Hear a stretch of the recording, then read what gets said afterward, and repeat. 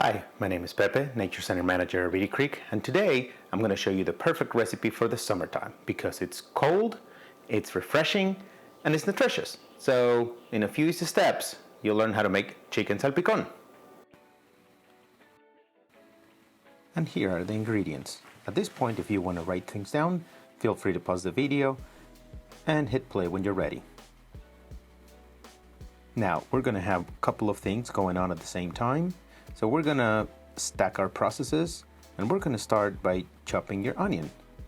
Chop the onion fairly fine. Once you're done, we're going to pour it into a small bowl, and we're going to cover it with vinegar. Just enough vinegar that it will cover all the onions.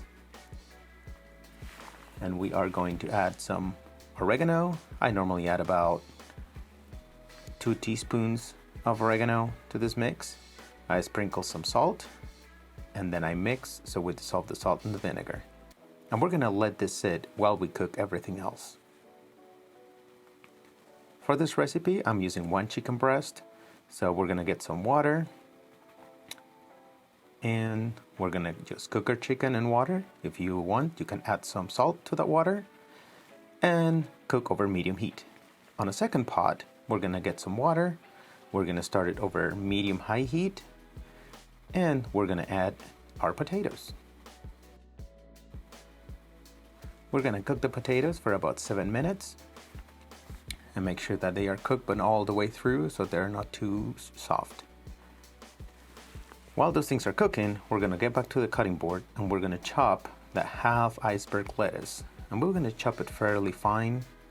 We're gonna cut it lengthwise so we have long strips of lettuce, and then I'm gonna cut it across so we have small pieces of lettuce. Once that's done, we're gonna all add it to a bowl, and we're gonna take our Roma tomatoes and we are gonna cut them fairly small, and we're gonna try to cut them in cubes. One way to do this is to cut them lengthwise, and once you have slices, you go back and cut them across. Fairly simple. Once we chop all our tomatoes, we're gonna add them to the bowl with the lettuce.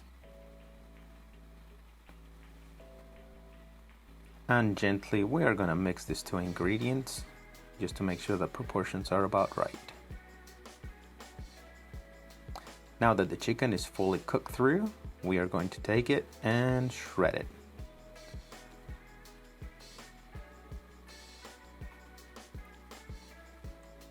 Make sure that you shred it fairly small because everything is going to get combined.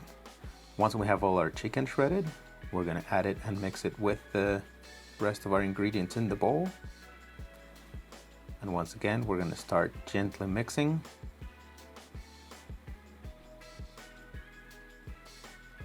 I think I pick a bowl that it's a little too small. Once the potatoes are cooked, we're going to cut them in quarters, and we are going to add them to the bowl.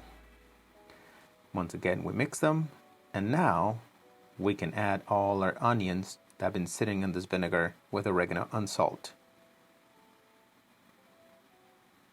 And those onions have been sitting in vinegar for a good 15-20 minutes. Now we mix everything. We add another tablespoon of oregano.